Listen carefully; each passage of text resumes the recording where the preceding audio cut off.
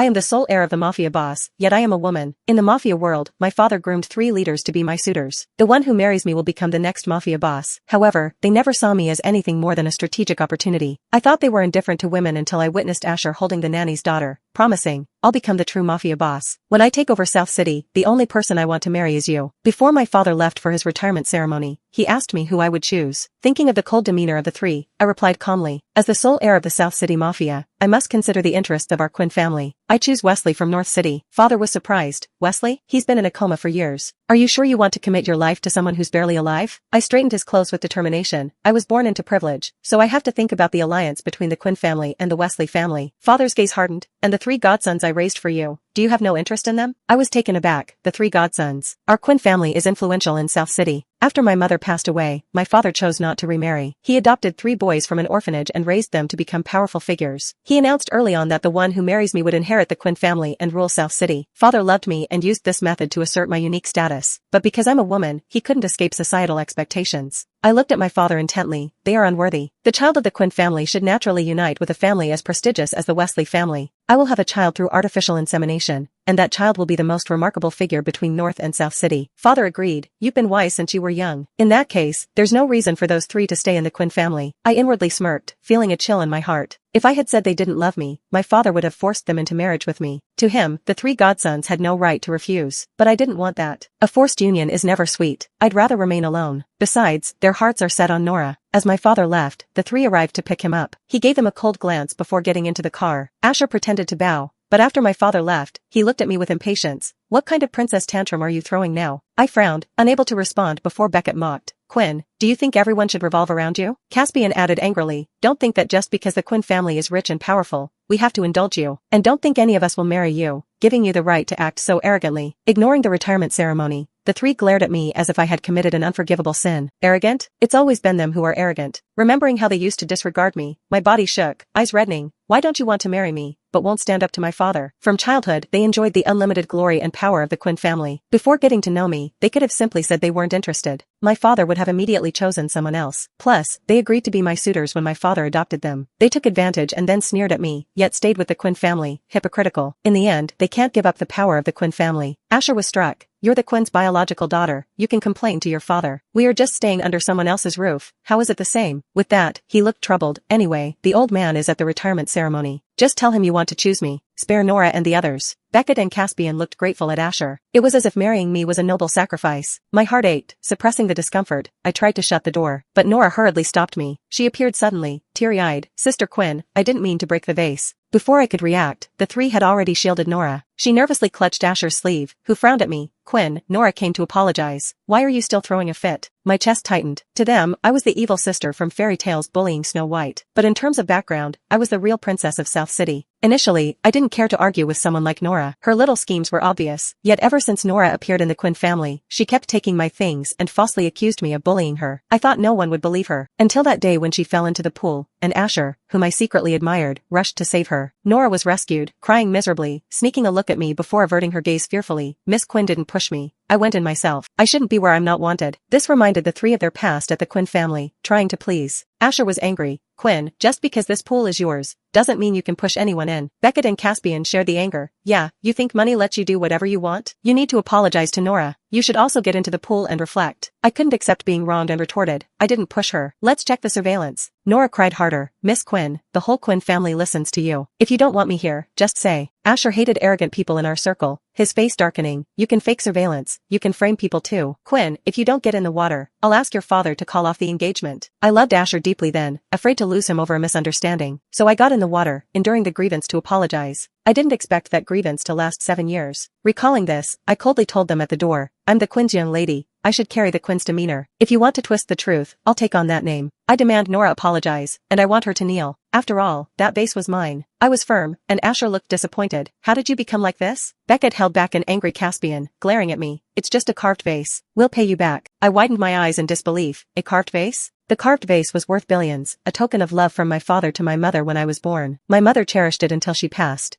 I later studied ceramics and fixed its flaws. I kept it in my collection room, the key only Asher had. Now, because of a careless act, my mother's last memory for me was gone. Asher avoided my gaze, turning awkwardly. Nora never experienced a rich life, so I let her see it. You have so many collectibles, you wouldn't be so petty about this, would you? I continued to look at him coldly. He coughed, continuing, don't act like we wronged you. I'll announce our marriage at the retirement ceremony. Will that satisfy you? Seeing Asher hesitate before deciding, I almost felt like unwanted trash. But I'm the Quinn's treasured daughter, yet they pitted Asher for marrying me. Brother Asher, don't force yourself. Quinn is hard to deal with. Marrying her is worse than dying. Caspian seemed ready to tear me apart. Satisfied now? Your wishful thinking finally paid off. Nora hugged Asher, upset. Brother Asher, don't do this. I'm not worth it. I'll pay for the vase even if it takes a lifetime. An unprecedented exhaustion washed over me. I forced a smile. Asher, I won't marry you. Asher was stunned, frowning, sensing something amiss. Beckett and Caspian were also taken aback, stepping back. Maybe it was my imagination, but there seemed to be hope in their eyes. But then Beckett harshly slapped reality. Don't come after us then. Nora felt deeply wronged and clung to Asher. Asher, please don't do this for my sake. It's not worth it. I'll handle the cost myself, even if it takes me my entire life to repay Miss Quinn. I felt an overwhelming wave of exhaustion and managed a faint smile. Asher, I'm not going to marry you. Asher froze, surprise creasing his brow as if sensing something was off. Beckett and Caspian also seemed taken aback, stepping back in shock. I might have imagined it, but there seemed to be a flicker of hope in their eyes. However, the next moment, Beckett slapped me hard. Then keep your eyes off the two of us. Seeing Beckett clinging to Caspian for comfort, I clenched my fists. It hurt to be rejected by friends I'd grown up with. I held back my tears. I turned to close the door. Nora suddenly dropped to her knees, pleading with me, putting on a pitiful act. Please, Miss Quinn, if you need to blame someone, blame me. They were forced to be your fiancés. I've seen how hard it has been for the three brothers living with the Quinn family all these years. As long as you leave them alone, I'm willing to serve you for the rest of my life. As she spoke, her knees hit the marble floor heavily, instantly turning red. Asher quickly helped Nora up, glaring at me. Quinn, what game are you playing now? Are you trying to play hard to get? Let me tell you. Are you just trying to use this as an excuse to drive Nora away? If you have the guts, don't marry me. I chuckled and replied calmly, of course, I won't marry you. The three exchanged glances, but instead of feeling relieved, Asher grabbed me. Who else can you marry besides us? If you don't marry me, are you planning to ruin Beckett and Caspian too? Haven't they suffered enough with the Quinn family? Isn't that enough for you? Asher took a deep breath in anger. If you stop bullying Nora and the Quinn family, I can sacrifice myself to marry you. You don't have to create drama by backing down. I met his eyes, filled with silent despair, as if he was being forced and protesting without words. I spoke each word to Asher with deep conviction. I'm serious. In the end, you won't have to worry about anything. Asher, you don't need to worry about me bullying Nora, nor do you need to feel humiliated by marrying me. As long as I marry Wesley, everything will go as you wish.